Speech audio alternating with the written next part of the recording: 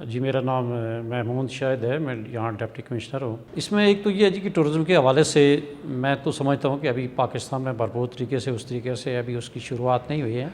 आज़ाद कश्मीर में जो government level पे जो हायर सतह पर जो फ़ैसले होंगे उस पर इंशाल्लाह हम इम्प्लीमेंट करेंगे। सरदस्त चूँकि आज़ाद कश्मीर में टूरिज़्म का कोई अभी तक उसकी ओपनिंग नहीं हुई है, उसमें चूँकि ज़्यादातर लोग हमारे यहाँ, मैं समझता हूँ कि जो टूरिज़्म का जो सबसे मेन फोकस है या हब है वो नीलम वैली है। और नीलम वैली में जब बाहर से लोग आते हैं तो आप जानते हैं कि यहाँ एक ही रास्ता है, और अगर खुदा न खास्ता अल्लाह ना करे कोई एक दो बंदे भी इस तरह के कोई पॉजिटिव कोई इस तरह के आ गए या मरीज़ आ गए तो फिर हमारा यहाँ उसको संभालना मुश्किल हो जाएगा। आप देखते हैं कि पाकिस्तान में भी इस वक्त भरपूर तरीके से टेस्ट की वो सहूलियात या वो किट्स मुहैया नहीं हैं जो इंटरनेशनल फोरा पे मौजूद हैं।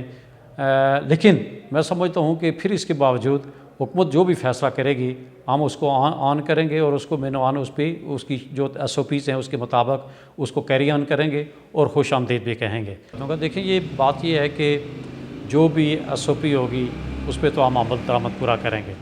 अब जहाँ तक इस चीज़ का ताल्लुक है कि गवर्नमेंट ने फ़ैसला करना है और गवर्नमेंट फ़ैसला करके जो भी डिसीजन देगी उसको हम ऑन करेंगे। जहाँ तक उनके चूल्हे बंद होने का ताल्लुक है, वो जो एहसास कफ़ालत प्रोग्राम है उसमें वो हमने वो तमाम दिहाड़ीदार लोगों को उस पर शामिल किया हुआ है। ख्वाह वो किसी गेस्ट हाउस में दिन के तौर पर वो मजदूरी करते थे, कोई होटल का था सर्विस थी, कोई दुकान अदरवाइज़ काम कर रहे थे, या जो भी उस दिहाड़ीदारी की तारीख में जितने भी लोग थे उनको एहसास कफ़ालत प्रोग्राम के तहत, और जो उससे रिमाइनिंग जो लोग बच गए थे, जो प्राइम मिनिस्टर आज़ाद कश्मीर ने मेहरबानी की है, उनके जो प्रोग्राम था इसी की एक कड़ी है वो भी। उसमें उन लोगों को हमने भरपूर तरीके से जो भी SOP थी, जो उनकी वो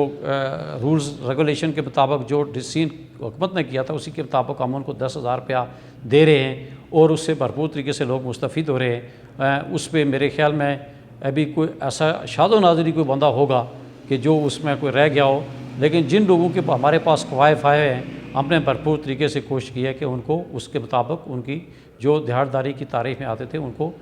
उसमें अकोमोडेट किया जाए, और हमने कोशिश की है कि वो अकोमोडेट पूरे तरीके से हो जाए। देखिए जी, जहाँ तक इस चीज़ का ताल्लुक है कि कसीर तादाद में है, वो बहुत दुरुस्त है कि हर बंदा यूँ समझ लें कि बेरोज़गार हो गया है, लेकिन हमारे पास जो अथॉरिटी ने रूल्स रेगुलेशन या जो उसकी फार्मेशन बनाई है हम उसी के मुताबिक उनको अकोमोडेट कर सकते हैं। जहाँ तक बकरवाल कम्युनिटी का ताल्लुक है, सबसे पहले हमने ये सवाल उठाया था कि इन लोगों को इस दफ़ा एंट्री नहीं होनी चाहिए, और उस पर बहुत अरसे तक आप जानते हैं कि यहाँ चूँकि अप्रैल में आना शुरू हो जाते थे, अभी उनकी शुरुआत हुई है और उसको प्रॉपर SOP के मुताबिक ही उनका जो तरीक़ाकार वज़ा किया उसी तरीके से आ रहे हैं। अब जहाँ तक ताल्लुक है सियाहत के आने वालों जो सियाह हैं वो ज़्यादातर उसमें एग्जेजरेशन है। हम डेली बुनियादों पे चेक करते हैं, रेस्ट हाउसेस को चेक करते हैं, होटल्स तो वैसे आप देखते हैं मुकफ़ल हैं, रेस्ट हाउसेस मुकफ़ल हैं। कोई ईद के दिनों में 3-4 गाड़ियाँ आई थी जो किसी ख़ास जगह पे जाके ठहरी थी, उनको नेक्स्ट डे जैसे ही हमें इत्तला मिली हमने उनको निकाल दिया था, और उस वक्त तक ये पाबंदी बरकरार रही जब तक हुकूमत इसके बारे में कोई डिसीजन नहीं ले लेती है। जैसे ही गवर्नमेंट ने कोई डिसीजन लिया, हुकूमत ने डिसीजन लिया, तो हमारे लिए वो काबिल एहतराम है। हम सबको जो SOP होगी उसके मुताबिक उस पर अमल दरामद कराते हुए उनको हम इंटर होने की इजाज़त देंगे, और आगे